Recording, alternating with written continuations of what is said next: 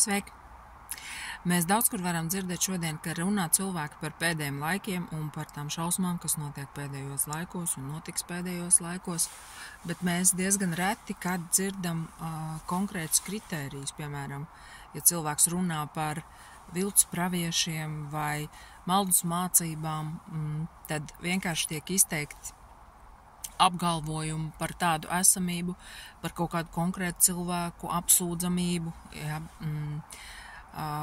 vai nekonkrētu cilvēku apsūdzamību, bet ļoti reti mēs dzirdam, kas tad ir viltus pravietis, kas tad ir maldus mācība. Un šajā video es gribu parunāt nedaudz par šo, jo iespējams, ka visu šo tēmu es nevaru aptvert tādā īsā vēstījumā, bet ir galvenās iezīmes, par ko runā svētie raksti. Ja? Un tātad, ja mēs sākam ar šiem te viltus praviešiem, par ko tik ļoti daudz ir tiek runāts, ja? Tas ir parasti par viltus praviešiem nosauc jebkuru, kurš rīkojās kaut kā, kā mums nav saprotams, varbūt kaut kur, ja? Vai kuru mums vienkārši gribās kaut kādā veidā apsūdzēt. Bet svētie raksti ļoti konkrēti saka, kas ir viltus pravietis. Ja? Tātad viltus pravietis ir cilvēks, kurš nesludina Jēzu Kristu miesā nākušu. Ja? Un mums nav jāizdomā jauna Amerika, tā teikt. Ja? Un mēs nevaram apsūdzēt cilvēkus, kuri sludina Jēzu Kristu miesā nākušu, un saukt viņus par viltus praviešiem. Ja? Tātad tā ir ļoti būtiska nianse, un tas ir tas, kas mums ir jāsaprot, jo ir daudzi šādi cilvēki, kuri patiešām nesludina Jēzu Kristu miesā nākuši, ja? un uzskata, un tas ir dažādos veidos, ja? Ir tādi, kas sludina, kad viņam nav bijusi miesa, viņš nav miesā nācis, un ir tādi, kas saka, ka jā, tas bija tā kā vienkārši Dievu cilvēks, pravietis, ja? Miesā nācis, bet tātad mums ir jāsaprot, ka cik svarīgi mums ir redzēt šo patiesību, ja? Kad Jēzus bija gan Dieva dēls, gan pravietis, gan miesā nācis, ja? Tātad Dievs miesā nācis, un tā ir šī patiesība, ja? Šis dievbības noslēpums, kā mums to arī saka svētie raksti.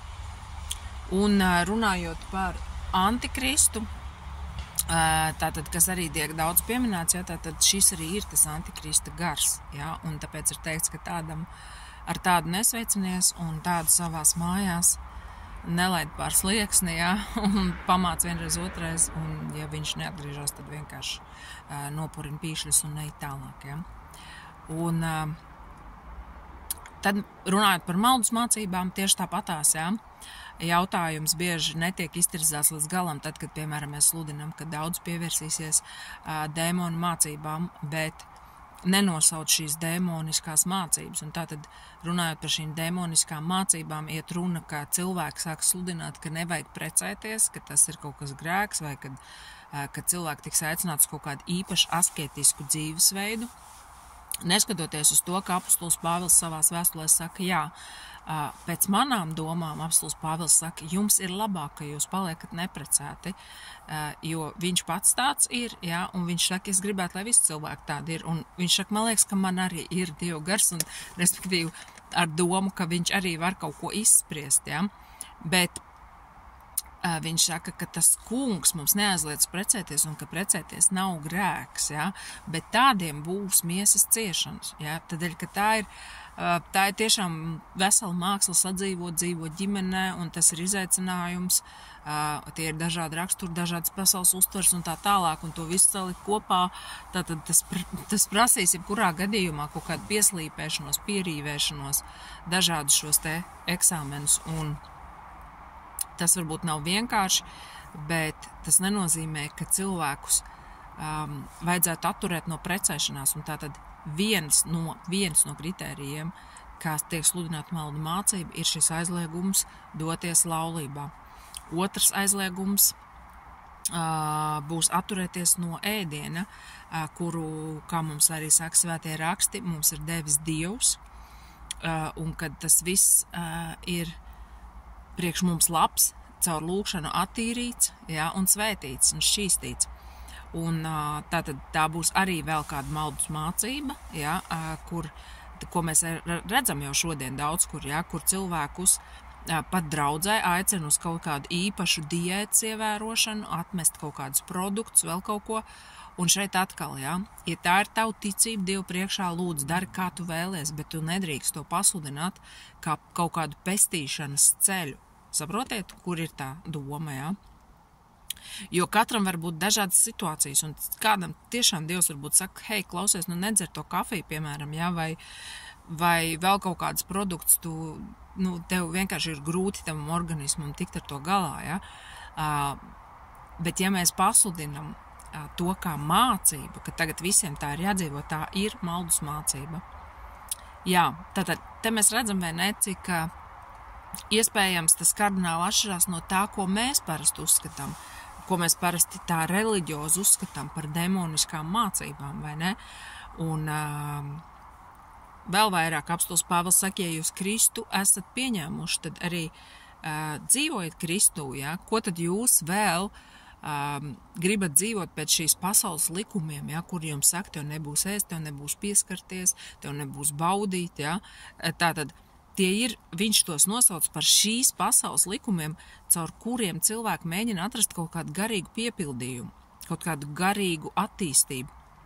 Bet tas ceļš, kurš mums šodien ir dots jaunajā derībā, ir jauns ceļš, dzīves ceļš, proti tas ir pats Jēzus Kristus, kurš ir patiesība un sadraudzībā ar viņu. Mēs tiekam pestīti, un Dieva gars mums arī iemāca to, kas mums ir nepieciešams, bet mums ir jāsludina Kristus, nevis kaut kādas konkrētas formulas vai teorijas, vai kaut kāds konkrēts dzīvesveids, kurš ir ļoti strikti noteikts it kā, ja, tādēļ, ka katram šis dzīvesveids var kardināli atšķirties, ja, atkarībā no tā, kādas gara dāvanas tev ir dots, kāds ir tavs aicinājums vai kāds ir mans aicinājums, ja, bet mēs visi esam viena gara dzirdīti, un mēs visi esam vienā ticībā, ja, Jēzum Kristum. Un tātad gars ir tas, kas parāda, vai mēs esam patiesībā, ja? Kādā garā mēs staigājam, vai mēs staigājam žēlstības garā, vai mēs staigājam Dievu garā, vai mēs sludinam žēlstības vēsti, vai mēs sludinam bauslības mācību, kas te skaitā tiek pieskaitīta pie maldus mācībām, ja? Kur apostuls Pāvils saka savam māceklim, ja? Kad es tev piekodinu aizrādīt, ja? Un neļaut svešiem ļaudīm mācīt bauslības mācību, ja, tie Mūzus bauslību māca un sludina paši nesaprasdam, neko viņi māca, neko viņi sludina. Un tātad tajā laikā tas vēl bija saprotams, tāpēc, ka tikko bija, var teikt, notikuši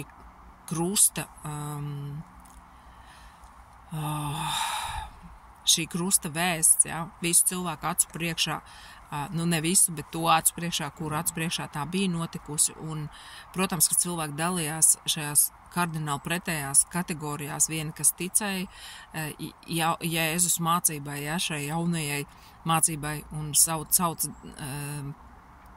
tos arī par nacariešiem, ja, šos cilvēkus, kas seko Jēzum, vai arī cilvēki kardināli neticēja, ja, un uzskatīja to par maldus mācību, par sektantiem, ja.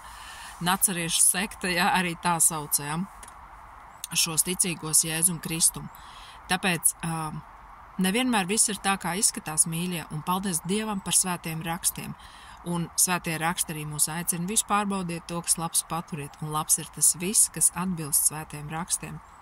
Tieši tāpatās mēs dzirdam par kaut kādu atkrišanu mistisku, kur kādi cilvēki tiek tā kā aizdomās turētu par šo atkrišanu, cilvēkiem nesaprotot, kas ir atkrišana. Ja? Tātad tā ir ticības atmešana. Ja? Šodien cilvēki par atkrišanu sauc da jebko, draudzes maiņu vai izdzēšanos no Facebook. Ja?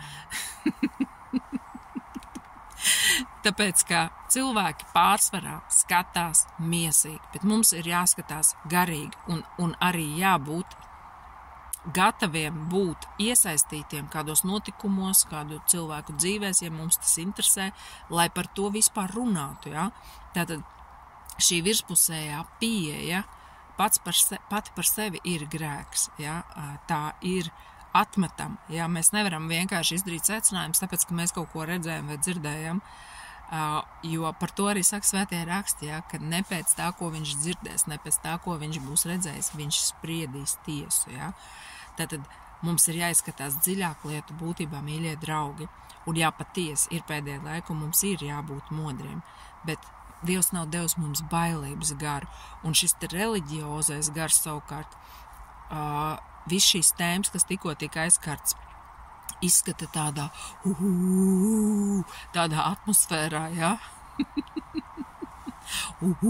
Baidies, ja? Un tas viss tāds vēl varētu fonā skarēt tādu mūziku, tā kā no filmas Žoklis, ja? Halleluja! Jā, tāpēc, ir kā ir. Paldies Dievam par svētiem rakstiem, lasām svētos rakstus, mīļie draugi, un baudam, cik Dievs ir labs, un, protams, jā, esam arī, protams, kodi mums te lido, esam arī modri un spējīgi iedziļināties un griboši iedziļināties tajā, kas ir patiesība. Āmen.